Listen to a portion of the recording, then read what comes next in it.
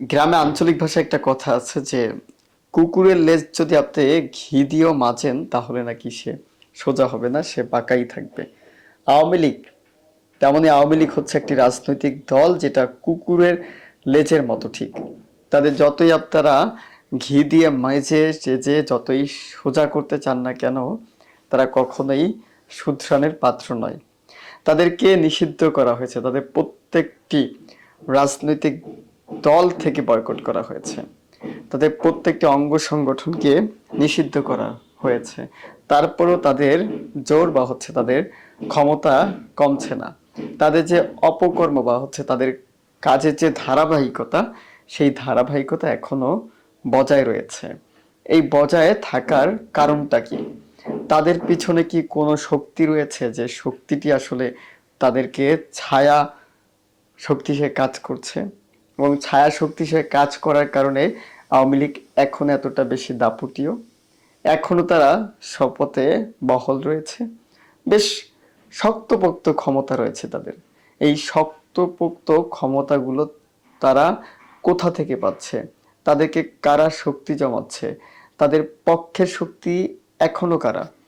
তাদের প্রত্যেকটি কার্যক্রম নিষিদ্ধ। যতদিন পর্যন্ত তাদের আন্তর্জাতিক ট্রাইব্যুনালে বিচার কার্যক্রম সম্পূর্ণ না হবে, ততদিন তারা নিষিদ্ধের আওতায় থাকবে। না পারবে তারা কোনো ধরনের সম্মেলন করতে, না পারবে গণমাধ্যমে প্রচার কার্যক্রম চালাতে। এবং ডিএমপি কমিশনার থেকে শুরু করে প্রশাসন থেকে ঘোষণা দেওয়া হয়েছে যে কেউ যদি সামাজিক যোগাযোগ মাধ্যমে পোস্টও দেয় কিংবা হচ্ছে আওয়ামী লীগের বিষয় প্রচারণা চালাতে চায়, সেক্ষেত্রে তাদেরকেও প্রতিহত করা হবে।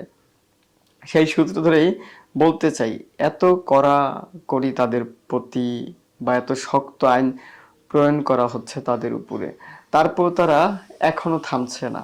এই না থামার কারণটা কি? এই বিশৃঙ্খলা সৃষ্টির আসলে মূল উৎসটা কি? ছায়া শক্তি, যে শক্তিটি ছায়া শক্তি হিসেবে কাজ করছে আওয়ামী লীগের পক্ষে, এই ছায়া শক্তিটি আসলে কে বা কারা? আমার প্রশ্ন হচ্ছে একটাই, যে এই ছায়া শক্তি সে আওয়ামী লীগের যে আহ, শক্তপোক্ত অবস্থান তৈরি করে দিচ্ছে, এই শক্তপোক্ত অবস্থান তৈরির পিছনে কার ভূমিকা সবচেয়ে বেশি?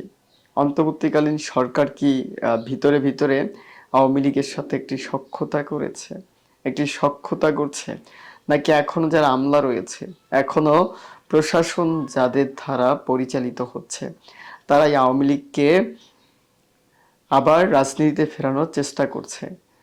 কারা এদের পিছনে, কারা আসলে কাজ করছে?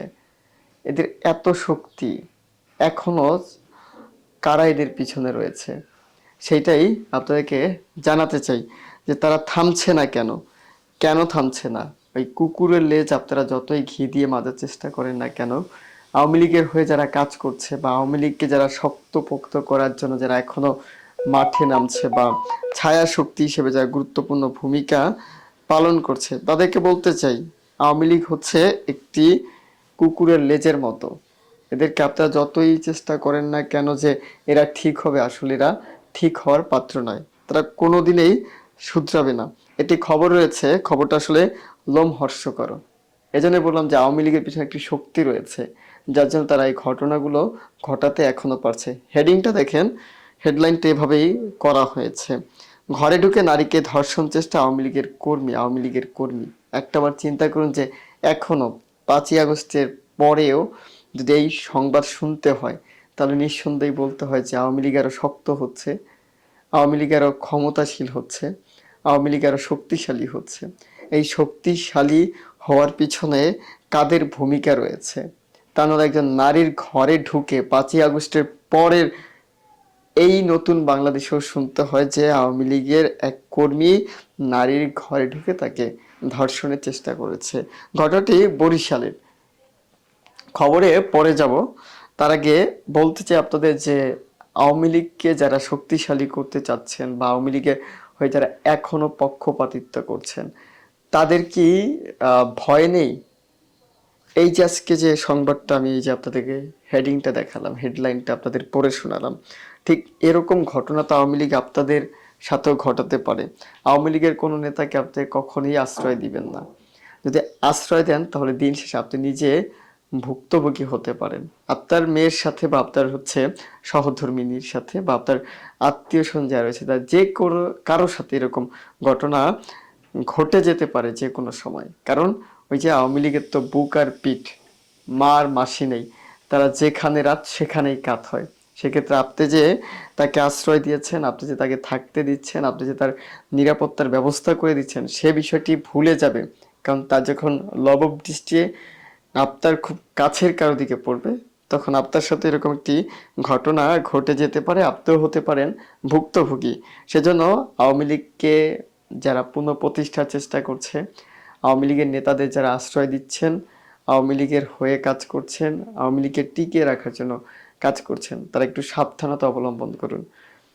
প্রশাসন, রাষ্ট্রীয় ক্ষমতা সেদিক থেকে না, অন্তত আওয়ামী লীগের যে হায়নাগুলো রয়েছে, এই কুকুরগুলো রয়েছে, সেই কুকুরের থাবা থেকে, হিংস্র জানোয়ারের থাবা থেকে আপনার পরিবারকে নিরাপদে রাখার চেষ্টা করুন। বরিশাল নগরীতে শুক্রবার ঘরে ঢুকে এক গৃহবধূকে ধর্ষণ চেষ্টার অভিযোগ উঠেছে নিষিদ্ধ ঘোষিত আওয়ামী লীগের কর্মী পলাশ হাওলাদার ওরফে দা পলাশের বিরুদ্ধে। নামটা দেখুন, পলাশ হাওলাদার ওরফে দা পলাশ। দা শব্দটা আসলে বরিশালের আঞ্চলিক শব্দ, ধারালো কোনো বস্তু অর্থাৎ কাটাকাটিতে যারা সবচেয়ে বেশি অভ্যস্ত তাদের নামের সাথেই দা শব্দটা সংযুক্ত করে দেওয়া হয়। এখানে দা শব্দটা বুঝতে পেরেছেন, সন্ত্রাসী। এই ব্যক্তি আসলেই উগ্রবাদী, সন্ত্রাসী। আওয়ামী লীগের যে সন্ত্রাসী যে দলটি রয়েছে সেই দলের তিনি অন্যতম সদস্য। এ যাবৎ কত মানুষকে এ ধরনের ঘটনার সম্মুখীন সে করেছে একমাত্র উপরওয়ালা জানে। এই ঘটনায় নগর পুলিশের কাউনিয়া থানার অভিযোগ দিয়েছে ভুক্তভোগী ওই নারী।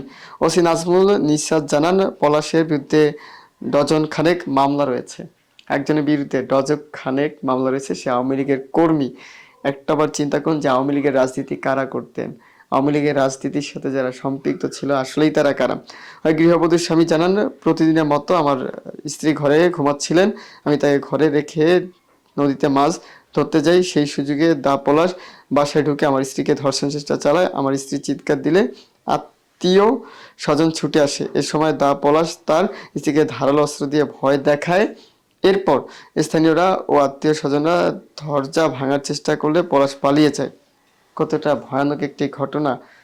একটাবার চিন্তা করুন যে ধারালো অস্ত্র দিয়ে ভয় দেখানো হচ্ছিল এবং তাকে ধর্ষণের চেষ্টা চলছিল। এই হচ্ছে বর্তমান বাংলাদেশের পরিস্থিতি।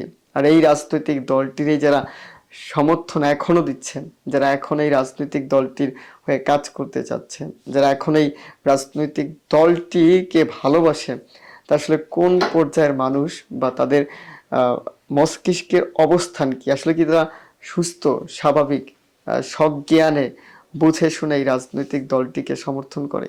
তারা কি রাজনৈতিক দলটির কেন সমর্থন করে, কিসের কারণে? এখানে নেক্সট টার্গেট একজন ব্যক্তির নামে ডজন খানিক মামলা রয়েছে। সেই ব্যক্তি হচ্ছে আওয়ামী লীগের রাজনীতির সাথে সম্পৃক্ত, আওয়ামী লীগের রাজনীতির কর্মী। এই হচ্ছে আওয়ামী লীগ রাজনীতিবিদ, বা এই হচ্ছে আওয়ামী লীগের রাজনীতির সাথে সম্পৃক্ত থাকা সন্ত্রাসীদের মধ্যে একজন। এরকম ডজন ডজন, হাজার হাজার, লক্ষাধিক সন্ত্রাসী লালন পালন করেছে দীর্ঘ 15.5 বছরে আওয়ামী লীগ সরকার। ভালো থাকবেন, সুস্থ থাকবেন, শুভকামনা।